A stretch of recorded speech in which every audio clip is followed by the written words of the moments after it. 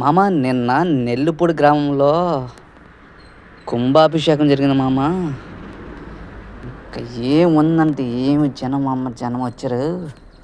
ఇంకా మామూలుగా లేదు జనం.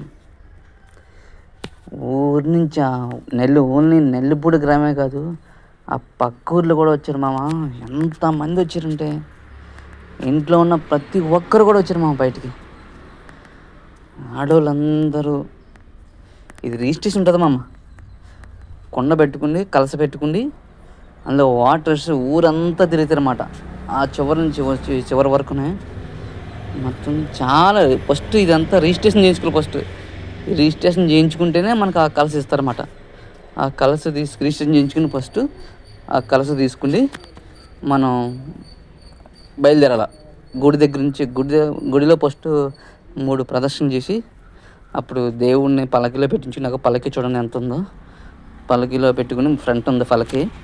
ఆ పల్లకిలో దేవుని ఊరేగించి ముందు దేవుని నడుస్తూ ఉంటారు. తర్వాత ఈ లేడీస్ అందరు నడుస్తూ ఉంటారు అన్నమాట. కుండలు పెట్టుకుని కుండలో నీళ్లు పోసి వేద మంత్రాలన్నీ పంతులుగా చదువుతారు. చదివిన తర్వాత వీళ్ళు కలస ఎత్తుకుంటారు. ఎత్తుకున్న తర్వాత స్టార్ట్ అవుతుంది మామ జాతర. ఇంకా మామూలుగా ఉండదు. ఎంతమంది వస్తుంటే ఇంక చూడండి మామ, ఎంతమంది ఉన్నారో జనం. లెక్కలని మంది అనమాట. ఇంకా చూడండి స్టార్ట్ అయిపోతుంది. స్లోగా నడుస్తున్నారు చూడండి. ఇంకా ఊరంతా ఒక 1000 మంది ఉంటారు మామ. ఇలాంటి జాతర నేను ఇప్పటి వరకు ఎప్పుడు చూడలేదు. అంతమంది ఉన్నారు చూడండి, ఎంత బాగుందో. చూపిస్తున్నాను. ఒక్కొక్కరు నడుస్తున్నారు, స్లోగా నడుస్తున్నారు. వీళ్ళందరూ ఉపవాసం ఉంటారన్నమాట. ఆ రోజంతా ఉపవాసం ఉండి నడుస్తారన్నమాట.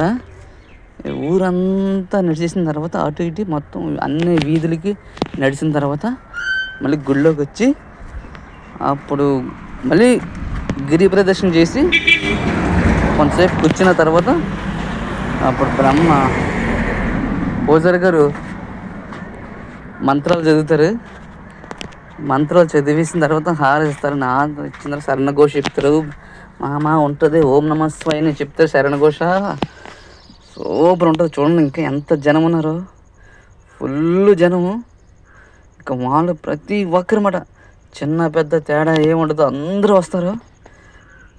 ఊరందరూ వచ్చి ఇంకా అన్ని ఇళ్ళకి తిరిగి లాస్ట్ గుడికి వచ్చి శరణఘోష చేసి క్లోజ్ చేస్తారు.